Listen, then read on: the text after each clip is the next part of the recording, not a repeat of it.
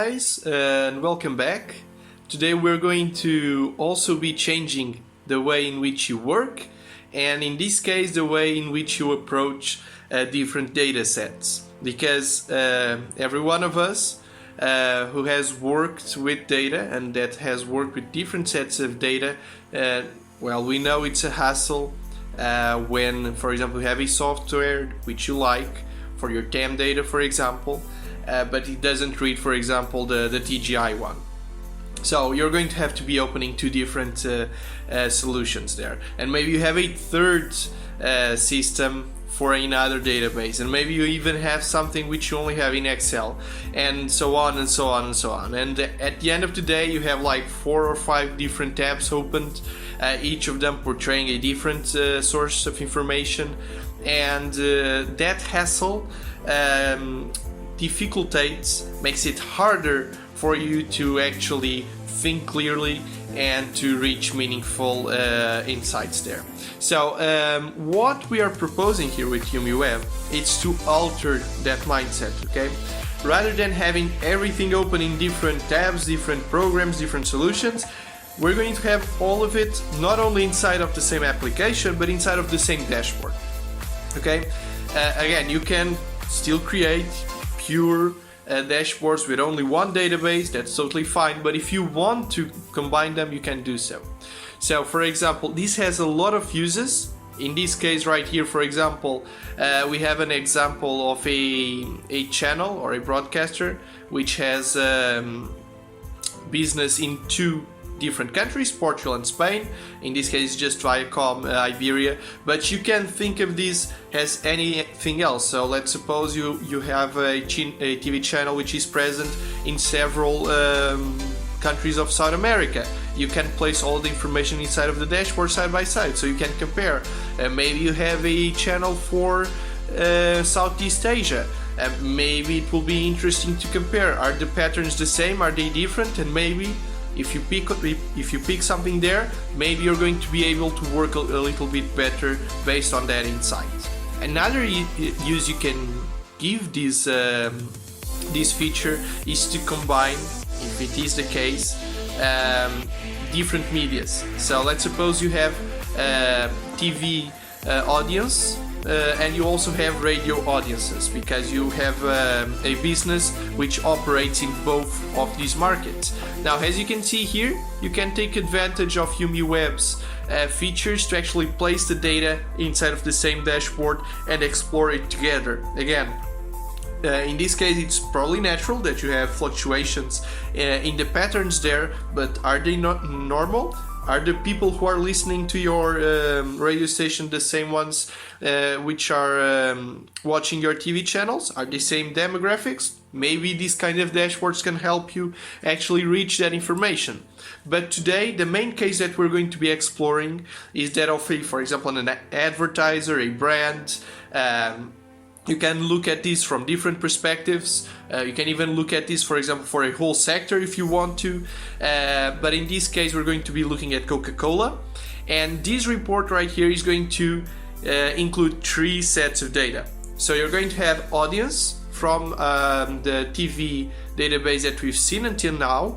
We're going to have multimedia data from the investment point of view. So you will be going to look at the investment of Coca-Cola not only on TV but on radio, digital, press, outdoor, you name it. You can all put it all inside of the same dashboard there. And finally, we're going to also have the TGI set of data here, so that we can cross this information, for example, with who are the favorite personalities of Coca-Cola consumers, or what's the age bracket of people that say they prefer Coca-Cola over Pepsi, for example. Things like that might be interesting to compare with, for example, the audience or the GRPs that you're actually getting with a particular, for example, age group. So enough talking in a more generic terms. Let's just start the dashboard and see where it takes us. You can see the overview tab here. It's mainly multimedia data. So you have here an evolution week by week of the investment of Coca-Cola, in which you can see the different series representing the different media. So you have there, if you only want to see the TV one, or if you only want to see the radio or the press or whatever, you can do that. Again, as you know from other videos, you can just go ahead and hide certain series if you feel like they are obstructing your view. Maybe you want to see the evolution of the investment not taking into account TV, for example. You can do so. You can also see here the top support. So let's suppose you want to look at outdoor, for example, investment. You can just click on it and you're going to see the top supports for the outdoor media right here in terms of investment. You can also see here different creativities for the different medias. So you can see the TV one right here.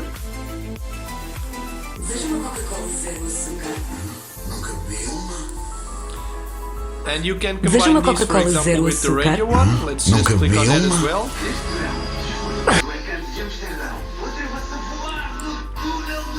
Neste verão, desfrute do encanto de Amsterdão. Atreva-se a voar no túnel do vento. Clicking on it because I think you already got the picture there.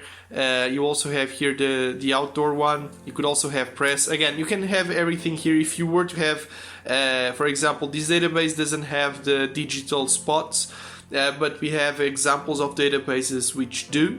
And if they do, you can actually place them as well in there.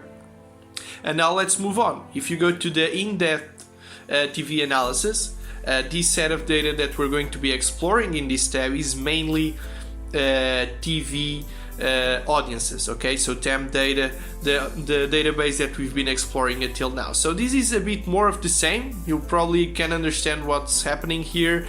This is the investment by time bands. You can see the typologies which Coca-Cola prefers to invest in television, the investment by weekday, by program, etc, etc. But you might be thinking, okay, the trick here is that you can create different tabs for each of the databases, but that's not the case. You can place everything together if you want to. So for example here, you have an evolution of GRPs by age segments, and this circle right here is basically telling you, okay, the majority of your GRPs, you got a lot of them with the 65 plus population, a lot of it with the 55 to 64 range as well. And the one below, it's telling you something different now, because that circle, the second ring chart, it's basically telling you information from the TGI database. So basically the question was, what's your favorite brand of cola? And what's represented there, it's for the people who said it was Coca-Cola, what were their age brackets. So you can see that it's a mismatch over there, because you have a very small series for the 65 plus and the 55 to 64. Now you can take different ideas from this, either that you're completely missing the target, or maybe it's exactly the opposite. Maybe you want to try to pull these consumers onto Coca-Cola as well. Now that's obviously something that I'm not qualified to say. That's someone from Coca-Cola that would be the most indicated person to actually read this set of information. But the thing here is that you can actually get these kind of inputs, which would be very hard if you were to have everything scattered around different devices or different solutions or different software.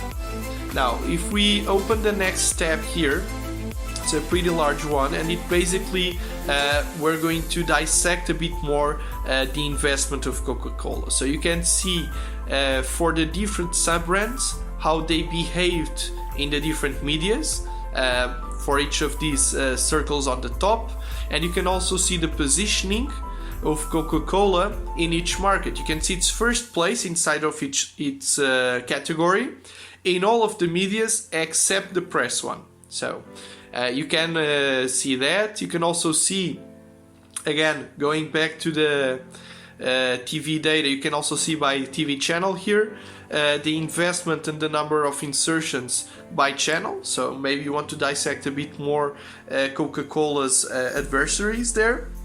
or opponents there, so you can just click, for example, if you see TVI like a battleground for a certain consumer, you can just click on it and see who's investing more and who's getting more insertions in that channel. And finally, you have a very detailed data table with, again, from TV, in which you can see the GRPs that all of the brands inside of this category got by month. So you can just go ahead and click on January, February, March, and just start doing this and get all of the information that you need from that data table.